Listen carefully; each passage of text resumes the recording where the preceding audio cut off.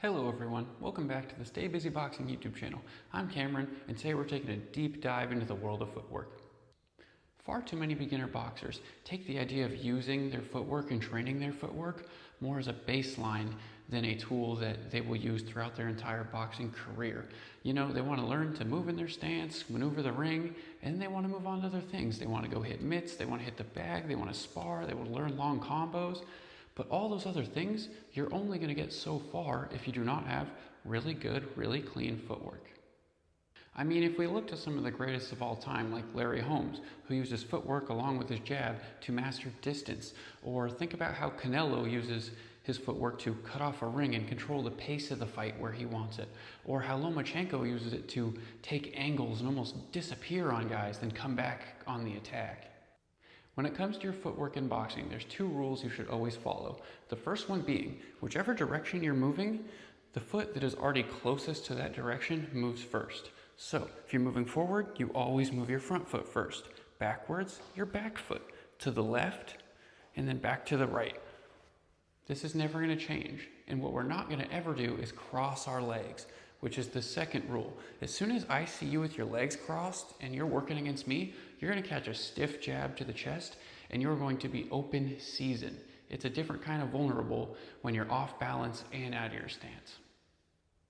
So a lot of beginners, when they first learn to move, we teach them that little bit and then they go straight to the agility ladder. In their head, they're going, oh, I want to do a round of 10 steps forward, 10 steps back. Round two is me. Steps to the left and steps to the right. And there's a couple reasons I don't like this type of footwork training. The first one is your footwork is your first line of defense always. And if I took 10 steps to the left right when a bell rang and put myself up against the rope, that's about the worst kind of defense you can have.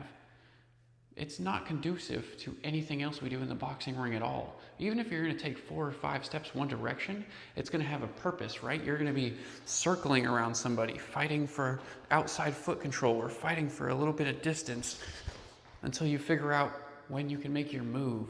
So for that reason, we do have a bunch of footwork techniques and drills that we can do that are realistic and will actually make sure that you're spending your time training on what's actually going to matter, what's going to translate into the ring.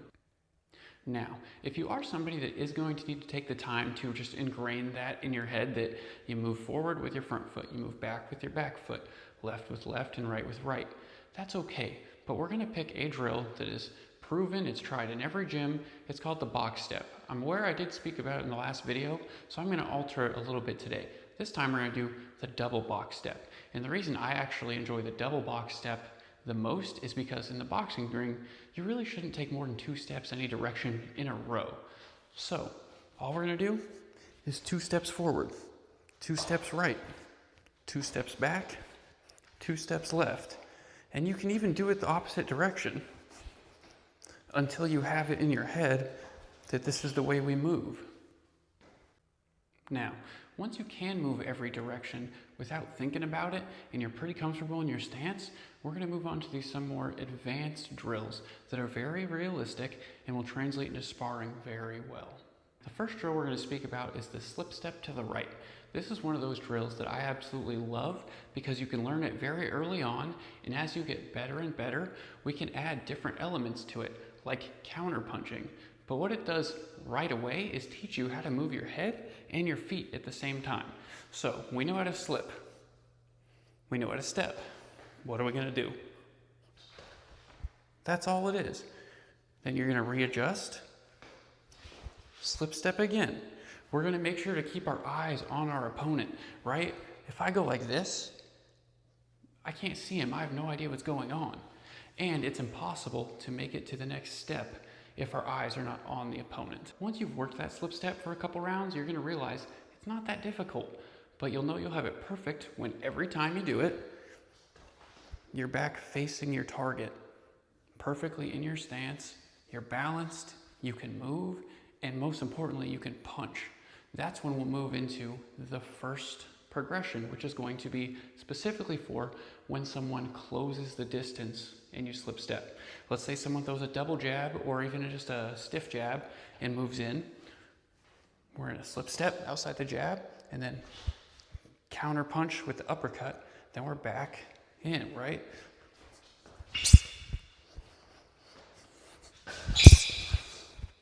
The next counter punch we can learn off the slip step is going to be for a ranged counter, right? Obviously that uppercut's gonna be great for getting in close and keeping someone away from you. But let's say someone just throws a bunch of long jabs, is trying to keep you away, and you need to tag them to move in yourself. I would say slip step to the right, and then big cross, right across, back in our stance. Nice and easy. The next drill we're going to introduce is a slip step to the left. Who would have guessed, right? It is a much different movement, and you're not going to want to counterpunch off it as much unless you're really quick with your hook. And the main reason that is because when we slip step to the right, you kind of make a natural angle there back to your target. But when you go to the left, you kind of got to kick over way more. So you're basically going to pivot on that left foot. Because if you don't, if you just go, you're still facing too straight. And you're not facing where your opponent was or where they're going to be. So we have to add that little pivot. And pivoting's really simple. All you're going to do is keep some weight on your front foot and kick that way. It's called the backside pivot, the most basic pivot you learn. Now, those were all 90 degrees, but this one's going to be more of a short. It's not an exact number, but it's going to be based on where they're located, right? So, slip step to the left, little pivot, pop, pop. That's all it is. Pop, pop. And that's how you can use the slip step to either direction to not only have a defensive movement that will get you away from danger, but how you can even use it to reverse the chain of attack against your opponent. So we touched a little bit on pivoting. Now, we talked about the backside pivot, which is most of the time a defensive move. Let's say you have to take multiple steps back. You might go one step, pivot with a punch. It's called a check hook. But personally, I use it mostly if I need to step back and just change angles, buy myself some space. That is the backside pivot. But for this drill, we're going to use the front side pivot. Now you'll notice I turned that shoe in a little bit, almost like an opponent's front foot. And the reason that is because this is a footwork move that will buy you space, buy you time, but only if you do it correctly. You need to understand that you're fighting for outside foot control on this. And so I'm going to step in nice and low to outside his foot and then front side pivot. Now, when you're here, you have two options. You can either counter punch, right? Or you can just use the time and the space you've made to get out the rest of the way and reset an engagement. It's a wonderful tool, especially later in the rounds as guys are getting tired. If they get you up against the ropes or in the corner and they're teeing off on you and you notice there's just a little bit of space, it's great to get yourself out of trouble. The footwork I want to talk about today is essentially shuffling. Sometimes you'll hear it being called getting on your bike, which is basically when you've opened up parallel like this and we're just moving around, right?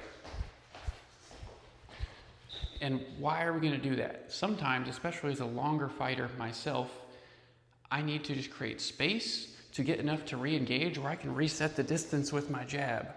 Or, like I said, maybe you were in a corner. Maybe you need to buy yourself some time to breathe after you just did a whole lot of work.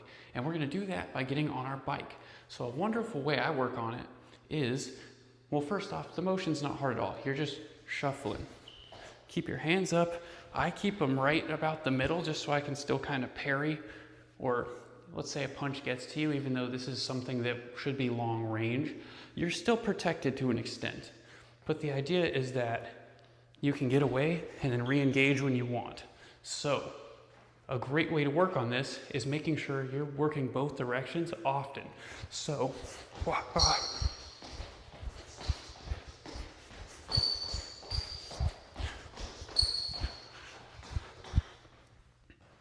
it's very important to make sure you can do it going both directions and stop and move on a dime.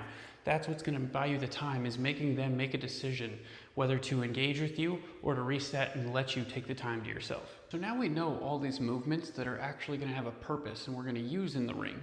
So we're basically gonna drill them. It's pretty easy. You take your boxing timer, put it for 3 minutes. You just do that drill over and over. Like I said, if you're new, we're not gonna counter punch after anything, nothing. If you're experienced, you're gonna start throwing some counter punches. But what's most important is after every movement, you reset and get back to your stance and you're ready to re-engage. Now, I think this is a good time to finally really address the skill, which is staying busy or staying active. And what that means is when you're not engaged, let's say I'm catching and shooting, 6-3-2, step, pull out. From here, what am I gonna do? Am I gonna get back in my stance and just kind of plot back, ready for whatever? Like, all that is an invitation for them to dictate the pace for the rest of the round. Compared to, let's say I do the exact same thing. Catch, 6-3-2, step, open up space, re-engage in. I'm throwing my hand out, little feints, stepping with my foot. Throw just a little bit, even if it's not gonna reach him. Just like, I could know that 1-2 is gonna miss by 3 inches. But it's the idea of you're in charge. You're deciding when the next movement happens. And the more you can do that, not only are you gonna have more success in the fight, but your coaches, your judges, everyone's gonna be more bought in on the idea that you won. Being busy is so important because it shows that you are locked in, you're mentally focused, you're ready for anything. And it is a really difficult skill. It's pretty much an art to be able to do all the time.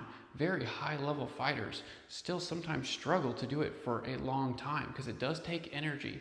So you need to figure out what type of feints, what kind of steps, what kind of head movement you can do while disengaged that will play into your fighting style, right? So I throw a lot of jabs. So I like to just push that out there a little bit. I like to change levels, fake a body jab, because eventually, you know, after the third one, I'll throw and it's not expected. And you really have to learn how to stay active and stay busy in a way that's going to work for you long term. Now, the reason that I really wanted to kind of talk about staying busy in the footwork video is because I think the best time to work on staying busy is during these reps. Because we have to understand that at a point, all of this is reactionary. Whether it's a slip counter or it's a step through angle change, eventually, if you only have so many tools in your bag, your opponent's gonna figure that out. So being able to do these movements from different positions, which is you being busy, it'll mask these movements even more, right?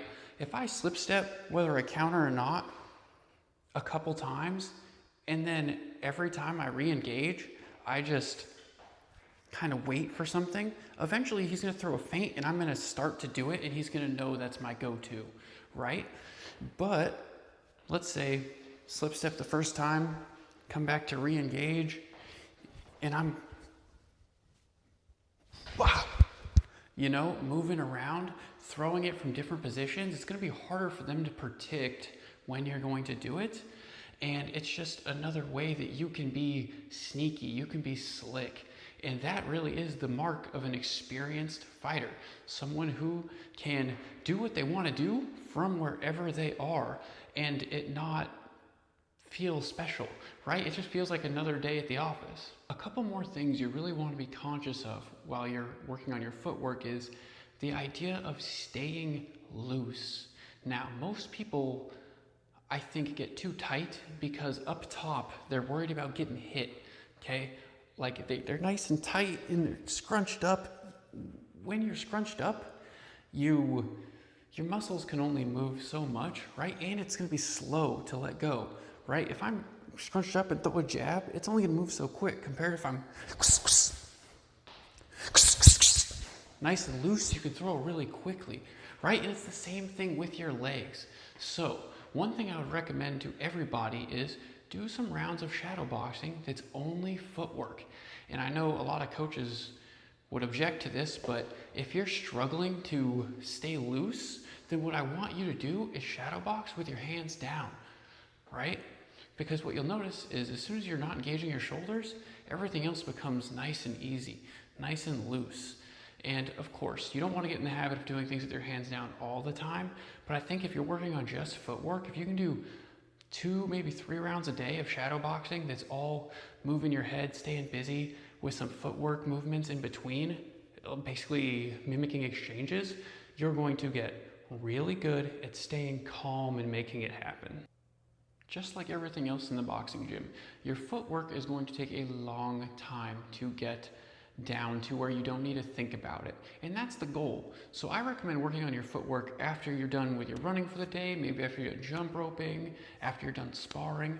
When you're so tired, you can barely see, you might be struggling to breathe, that's when you want to do it. Because in the ring, that's when you're going to rely on it. You're going to need your legs to work and do the correct thing when every other part of you can't. I truly believe getting your footwork up to being the best part of your game is what's going to make you the best boxer as fast as possible, right? You can only throw so many punches hard into a bag a day, right? Or throw your combos so many times before your shoulders are tired and you can't hold your hands upright. But your legs can kind of do a bit more for you.